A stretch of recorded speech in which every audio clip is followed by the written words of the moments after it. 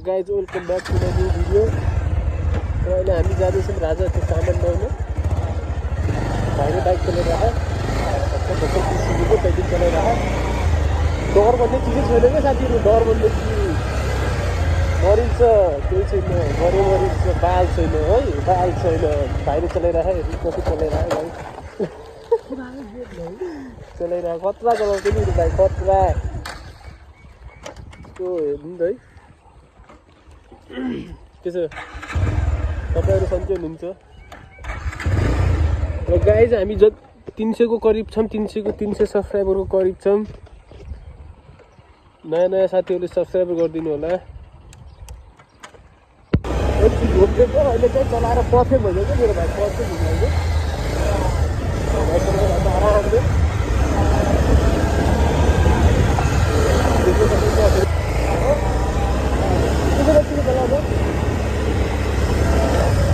अगाडि होइन क्यामेरा हुनु कहाँ क्यामेरा मेरो राखेर यस्तो चाहिँ मरिन्छ नि। यो हाम्रो बाजे फेरि बन्दैछ, कम्प्लिट हुँदैछ न गाइस, घुम्न आउनु होला पछि।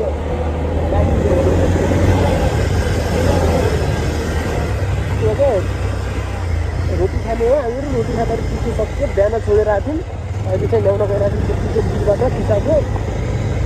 अनि त्यसपछि घर बुढी बजे हुनुहुन्छ दुइटा, उहाँलाई नास्ता खाने अरे, नास्ता खाने त्यो गरेर क्यारममा जितेको पैसाले लिएर क्यारममा जितेको पैसाले बजेहरूलाई नास्ता ल्याउन गइरहेको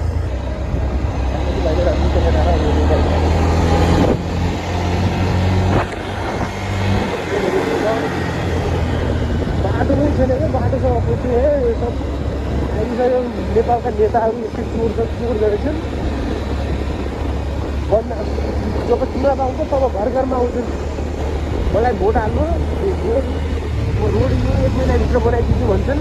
जब चुनावमा भोट हालिसकेपछि जब जित्छन् अनि तब 1 महिना मात्रै देखिन्छन् बाहिर, त्यसपछि देखिन्छ यहाँ नेपालका नेताहरू। खासै नेपालको नेता यस्तै हो नेपालको नेता। गाई अर्कोचोटि भोट हाल्दाखेरि यो जो यस्तो जो भन्छ नि नेताहरूले त्यस्तोलाई हाल्ने होइन, पटक्कै हाल्ने होइन, उहाँ खासै नेतालाई हाल्ने होइन। हेर्नु चोरहरूलाई हेर्नु, यहाँ आधा चिज अरे सरकारलाई देखाउनु परेन, यो आधा फिक्स गरेर भित्र। अब यता आन्न हेर्नु चाहिँ हेर्नु चाहिँ आन्न, कतिको हेर्छ यता फिक्स रहेछ भनेर गइहाल्छ। जब भित्र आउँछ तब पो थाहा पाउँछ आधा बाटो फिक्स छ भनेर। यहाँ फिक्सै गरेर राखेको नि, त्यस्तै खासैले गर्दा नेपाल फिक्सेको। हेलमेट चाहिँ बन्द गर्छ भाइले चाहिँ हेल्मेटमा भित्र जानुपर्छ, नत्र चाहिँ ब्रिजको डम्पीले दिने लाइसेन्स जति डल्लोको रहेछ। 1500 त तल चिज काट्दैन। लगाएर म यहाँसम्म यहीँ चलाउँछु, म चलाउँछु, मेरो भाइले बल चलाउँछ। सबै आएर कम्ती आएर एउटा म पनि अब हिसाब हिँडिसकिँदैछु अगाडि। अगाडिको यो छ नि यहाँदेखि जाने उतादेखि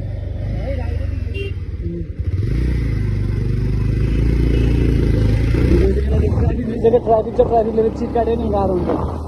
जाँदैछ अगाडि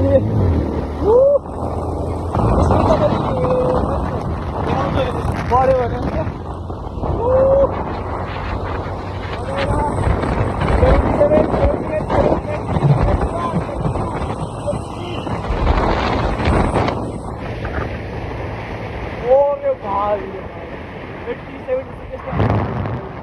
गाडी टिपर आयो कि, नत्र यहाँदेखि भित्र जानुपर्छ। अब यहाँदेखि चाहिँ भित्र जाने हो। नास्ता पनि लिनु छ, पिठो पनि लिनु छ क्या। भेटौँला अब त्यहाँदेखि चोकमा राजा एयरपोर्ट जाने चोक हो क्या यो राजाको एयरपोर्ट।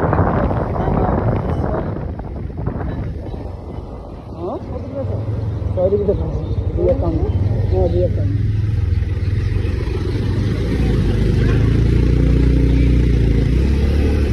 चाहिँ हुन्छ।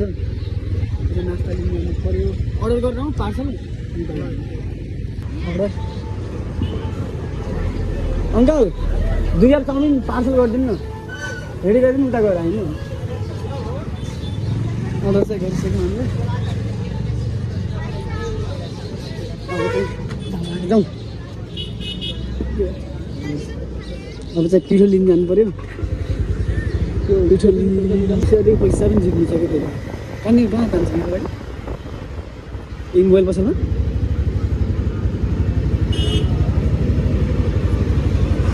कतिहरू पैसा सोधेर खान्थ्यो यहाँ मोबाइल पसलमा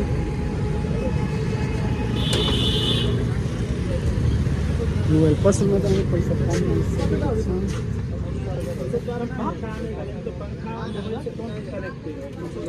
पैसा तान्नु बवाल छ क्या 4000 दिनु त पैसा 4000 यसरी निकाल्नु छ र गाइस एकछिन म पैसा तानिसक्यो रोयो मलाई झिपझिप भयो यो चाहिँ आउँदैछ यो चाहिँ मोबाइल पसल हो गाइस होइन दामी छ मोबाइल पसल राजा जाने बाटोमा छ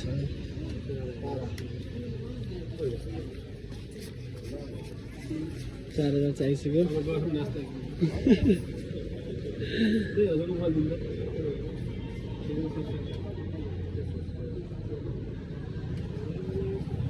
च्यानल सब्सक्राइब हुनु लागि गरेको पनि देखा छैन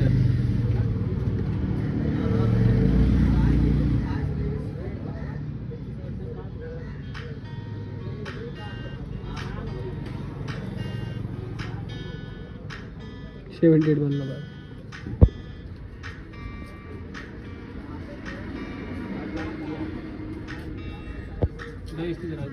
थ्याङ्क यू सब्सक्राइब गरिदिनु होला सबैजनाले च्यानल हाम्रो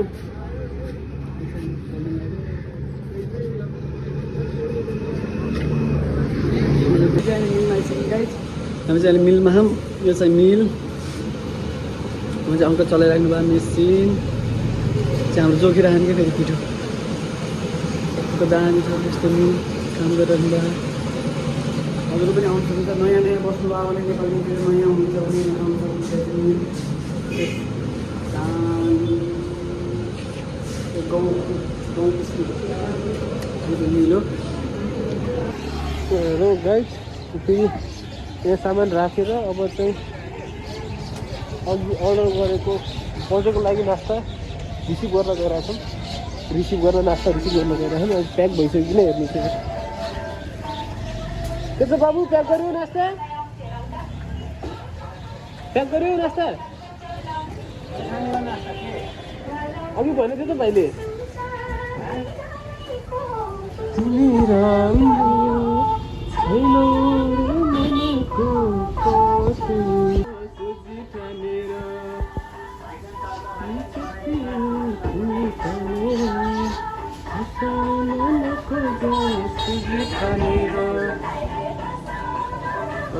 जान्छ होटल भित्र नास्ता रिसिभ गर्नु भाइले डान्स देखाइरहेको अङ्कल नास्ता गराउँदै हुनुहुन्छ अनि हामी दुई भाइ चाहिँ रिसिभ गर्न आएको हो यो नास्ता लगेर चाहिँ घर बजेहरूलाई दिने हो किनकि अब भोक लाग्यो भने चाहिँ दिनु पऱ्यो तर धेरै पिरो धेरै चिलो चाहिँ खुवाउनुहुन्छ बुढेसकालमा बुढाबुढीहरूलाई यो पूजा चन्द मोमो चाउमिन सेन्टर हो र सोल्टीहरू यहाँ चाहिँ लास्ट टाइम मिठो पकाउनुहुन्छ अङ्कलले त्यही भएर अब राजा चोक भन्ने ठाउँमा हजुरहरू झऱ्यो भने नास्ता खाँदाखेरि चाहिँ यहीँ आउनु होला यो ठाउँ सानो भए पनि तर यहाँको भित्र चाहिँ मस्त मस्त पकाउनुहुन्छ अङ्कलले त गाइस म फाइनल्ली घरतिर पुगेँ होइन अब धेरै नै 2 मिनटमा घर पुग्छु यो चाहिँ नास्ता हो एउटामा अर्कोमा चाहिँ कोदोको पिठो अगाडि भाइ हिँड्दैछ गाउँको पिठो बोकेर यहाँ हेर्नु देशीका चल्लाहरू गाइस हेर्नु यता देशीका चल्ला हेर्नु त्यहाँ गाइस हाम्रो मामु काम गर्दै हुनुहुन्छ सामान बोकेर हल्का गाह्रो भएछ भिडियो गराउन हाँस दिइरहेछ अब गाइस नि त सजिलो हुन्छ हजुरहरू पनि भन्नुहोस् त एक हातमा सामान बोक्यो एक हातले भोलि भलक गरायो त्यो कहाँ सजिलो हुन्छ त्यहाँ मम्मी काम गर्दै हुनुहुन्छ यो चाहिँ अब दुई सम्धिसन गरेर बजे तिनीहरूको लागि नास्ता हो धेरै होइन अब जति धेरै भयो धेरै खानेहरू पनि ल्याउँथ्यौँ अब खानै सक्दैन धेरै के गर्ने बुढेसकाल लागेपछि यस्तो हो गाई फाइनल्ली घर पुग्यौँ अब यी सम्धिहरू बसेछन्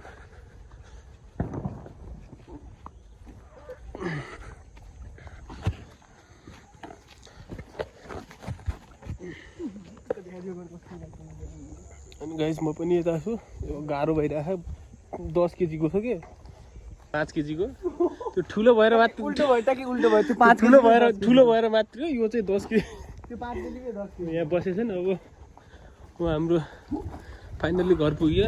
यहाँ बसेछन् हाम्रो 2 बजेहरू, यिनीहरूको लागि नास्ता ल्याएको यहीँ राखिदिउँ। दादा भाडा लिएर आएको त भित्रदेखि। त गाइस